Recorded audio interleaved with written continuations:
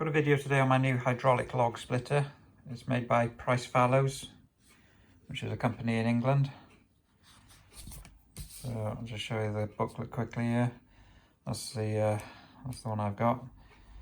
It's rated at 11 tons at 2000 psi.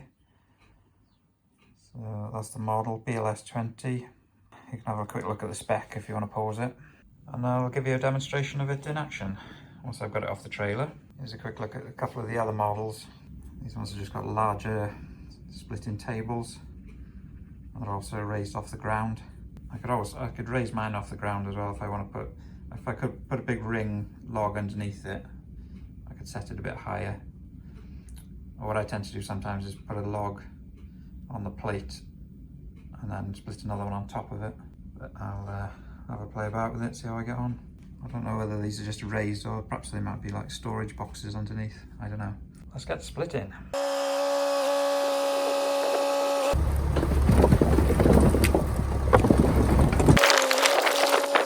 Right, this is the next challenge. Will my tractor lifting arms lift high enough to take this off the trailer so that I don't have to struggle and drag it off by hand? Because the plate on the side says it weighs 118 kilograms, so it's quite a lump to manhandle. Anyway, I'll see if the tractor will lift it straight off.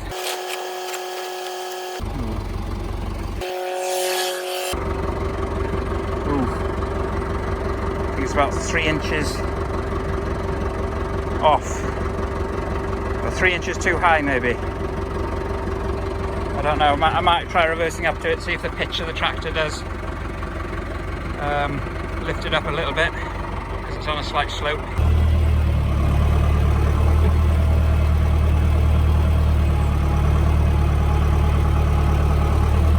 No, it's not going to do it.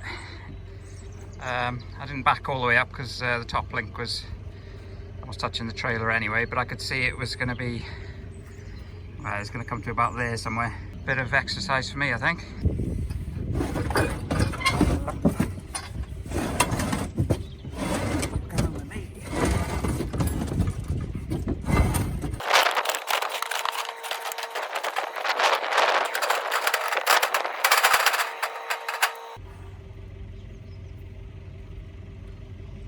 That was a bit tough going. The last bit was a bit harder because it was on the weld mesh on the tail ramp. It's got category 1 pins on it, but that's okay. I've got sleeves to make it up to the category 2 anyway.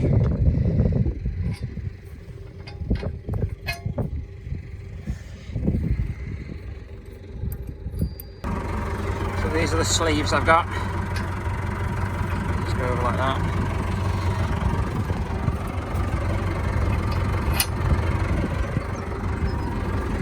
Top pin after. Just need to bring it back about 3 inches, I think, to make it easier. Can manhandle it a little bit then to get it on.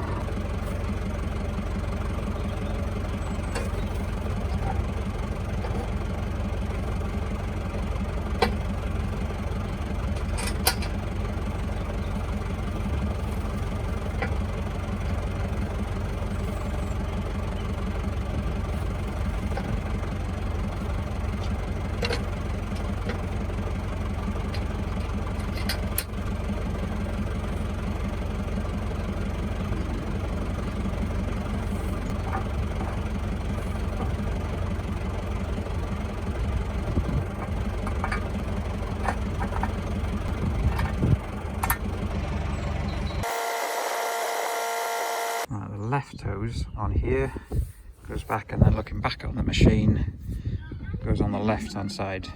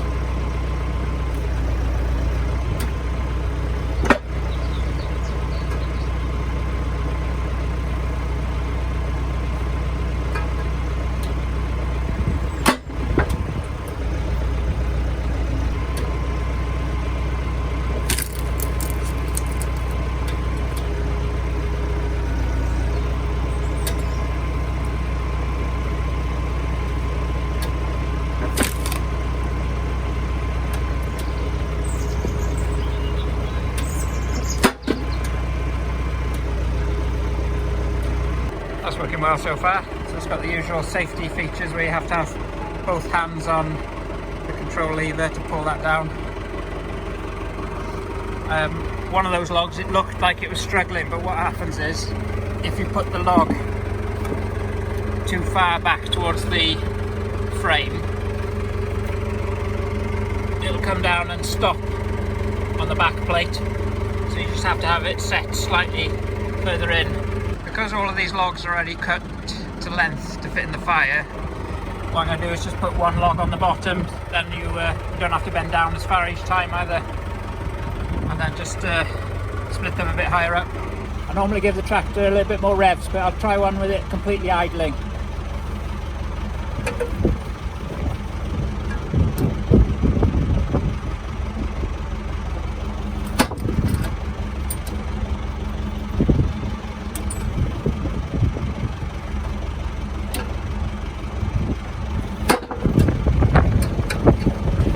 Goes through it no problem, but it's a bit slow is the only thing. The higher the revs, the faster the split will work.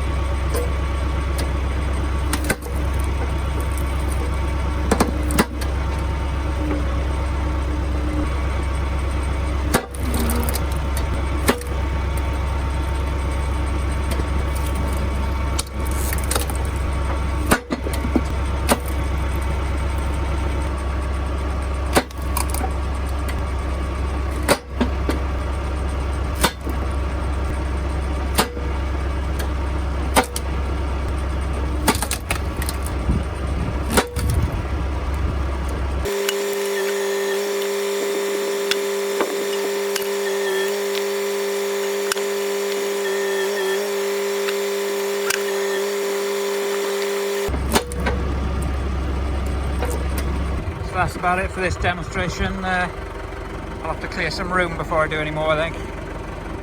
I've just lowered that all the way to the bottom because I was wondering how far it'll go down if you've got something really knotty that normally you'd have to prise apart after splitting, but it goes down within about an inch of the plate at the bottom. When I'm not using this splitter, I'll leave the ram closed up because it protects it from rust a bit then. Log splitter may work a bit faster on a different tractor because it seems to, the speed varies on the splitting head depending on how I've got these levers set. I've had to sort of bungee tie them in the right position for it to work on this tractor. So I normally use this lever with a tipper trailer. We've got one hydraulic hose. I'll pull it back to tip or push it forward to drop the tipper. But with the log splitter, I seem to have to hold them halfway in position for it to work. I don't know quite why that's the case, but if you lock them all the way forward or back, then the splitter won't work. I have to have them just pulled forward a little bit. When I bought the tractor, it already had a bungee cord hanging off this front handrail, so I'm guessing the previous owner's done the same thing with some sort of implement.